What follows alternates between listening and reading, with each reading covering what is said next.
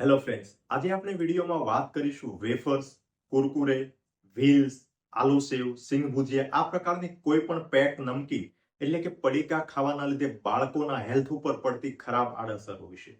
મિત્રો, નાનો બાળક છે એટલે ક્યારેય આ પ્રકારના પેક ફૂડ ના ખાય એ કદાચ શક્ય નથી, પરંતુ જ્યારે આ પ્રકારના પેક ફૂડ, પેક નમકીનનો વધારે પડતો ઉપયોગ કરવામાં આવે તો એની ઘણી બધી ગંભીર આડઅસરો છે બાળકોના હેલ્થ ઉપર પડતી હોય.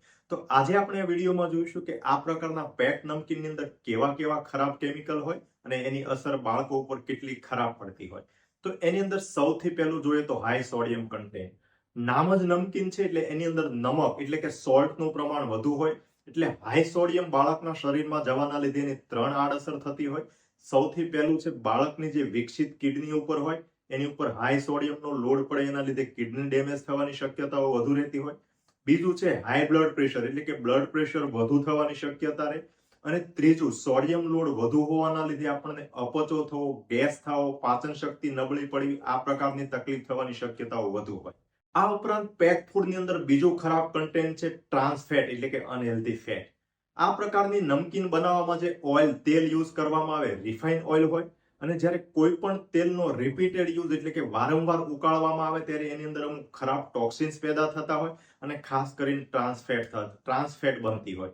હવે આ ટ્રાન્સ ફેટના લીધે શરીરમાં એલડીએલ એટલે કે ખરાબ કોલેસ્ટ્રોલમાં વધારો થાય અને એચડીએલ એટલે કે સારા કોલેસ્ટ્રોલમાં ઘટાડો થતો હોય.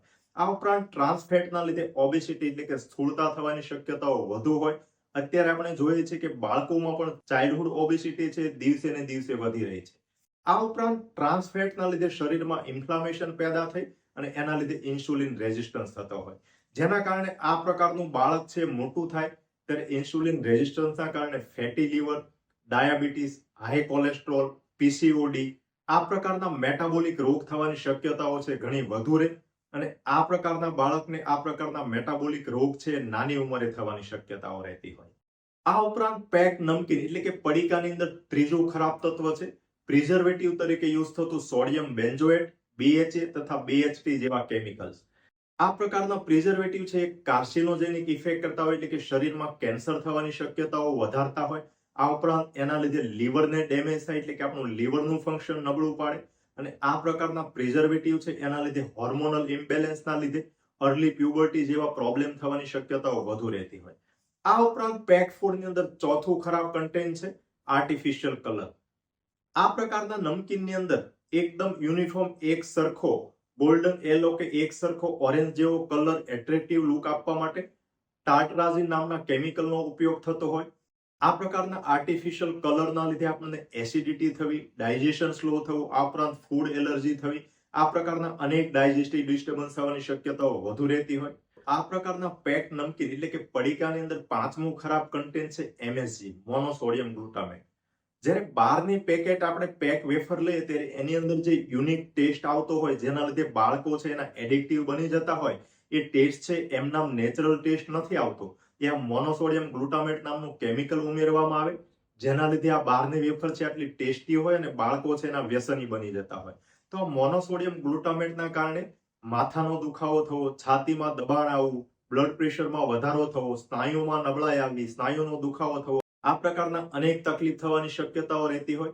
આના કારણે ઘણા બધા દેશની અંદર જે MSG છે એના ઉપર પ્રતિબંધ મૂકવામાં આવ્યો છે. આ ઉપરાંત આ પ્રકારના પેક નમકીન એટલે કે પડીકાની અંદર છઠ્ઠું ખરાબ કન્ટેન્ટ છે મેંદો. મેંદાની અંદર કેલરી છે એ પ્રમાણમાં ઘણી વધુ હોય અને એની સામે ફાઈબર કન્ટેન્ટ તથા બીજા ન્યુટ્રિયન્ટ છે પ્રમાણમાં ખૂબ ઓછા હોય.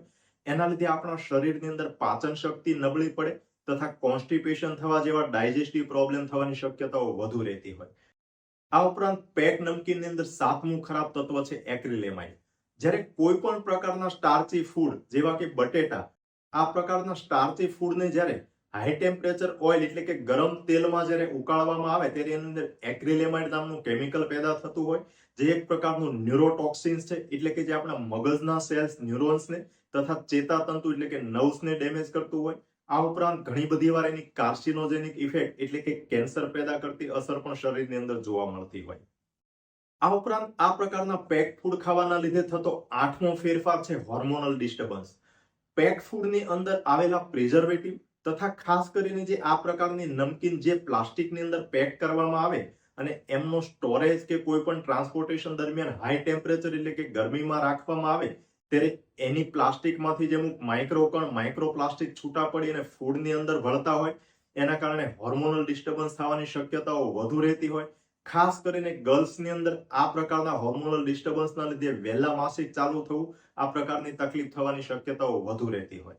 આ ઉપરાંત આ પ્રકારની પેક નમકીન એટલે કે પડીકા ખાવાના લીધે થતો નવમો પ્રોબ્લેમ છે ન્યુટ્રિશનલ ડેફિશિયન્સી. આપણે જોયું કે આ પ્રકારની પેક નમકીનની અંદર કેલરી વધુ હોય પરંતુ એની સામે ન્યુટ્રિશનલ વેલ્યુ એટલે કે પ્રોટીન, વિટામિન, મિનરલ્સ એ પ્રમાણમાં ખૂબ જ ઓછું હોય. અને જ્યારે આ પ્રકારના પેકેટ બાળક ખાતું હોય ત્યારે એમને ભૂખ છે એ મરી જતી હોય અને એના લીધે બાળક છે નોર્મલ બીજા હેલ્ધી ફૂડ છે એ ઓછા ખાઈ શકતું હોય. આના લીધે બાળકનું ઓવરઓલ ડેવલપમેન્ટ થવું, આ ઉપરાંત ઇમ્યુનિટી એટલે કે રોગ પ્રતિકારક શક્તિનો વિકાસ થવો તથા કોગ્નિટિવ ડેવલપમેન્ટ એટલે કે મગજનો વિકાસ થવો, આ બધા વિકાસની અંદર છે પ્રોબ્લેમ થવાની શક્યતાઓ વધુ રહેતી હોય. આ ઉપરાંત પેક ફૂડ ખાવાનો 10મો અને સૌથી છેલ્લો અને સૌથી અગત્યનો પ્રોબ્લેમ છે બિહેવિયરલ એન્ડ સાયકોલોજીકલ ઇમ્પેક્ટ એટલે કે બાળકના વર્તન અને માનસિકતા ઉપર થતી ખરાબ અસર. એ સ્ટડી અનુસાર જોયું તો જ્યારે વધારે પડતા પેક્ડ ફૂડનો યુઝ કરવામાં આવે તો એની સૌથી પહેલી ખરાબ આડઅસર છે deficit in concentration and attention span એટલે કે બાળકની એકાગ્રતામાં ઘટાડો થતો હોય. એટલે બાળકને જ્યારે કોઈ પણ ટાસ્ક કરવું હોય ત્યારે બાળકમાં ચંચળતા વધુ હોય અને બાળક છે એકાગ્રતાથી કામ ના કરી શકે. આ ઉપરાંત પેક્ડ ફૂડ ખાવાના લીધે બીજી ઇફેક્ટ છે મૂડ સ્વિંગ એન્ડ ઇરિટેબિલિટી એટલે કે બાળકમાં ચીડિયાપણું છે વધુ જોવા મળતું હોય. આ ઉપરાંત અમુક સ્ટડીમાં એવું પણ રિઝલ્ટ જોવા મળ્યું કે જે બાળક છે નાનપણમાં આ પ્રકારના પેક નમકીન વધુ ખાતું હોય એ જ્યારે એડોલેસન્ટ કે એડલ્ટ બને એટલે કે યુવાન બને ત્યારે એમનામાં એન્ઝાયટી, ડિપ્રેશન જેવા માનસિક રોગ છે વધુ જોવા મળતા હોય. અને નાની ઉંમરે આ પ્રકારના પેક ફૂડ ખાવાની સૌથી મેન્ટલી ખરાબ ઇફેક્ટ જોઈએ આવી વ્યક્તિનો એક પ્રકારનો ટેસ્ટ ડેવલપમેન્ટ થતું હોય. એના લીધે જ્યારે આ વ્યક્તિ મોટી થાય ત્યારે એને પણ ફૂડ પ્રેફરન્સની અંદર હાઈ સોલ્ટ, હાઈ શુગરી તથા હાઈ ફેટી ફૂડ હોય એ પ્રકારના ફૂડનો પ્રેફરન્સ વધુ હોય.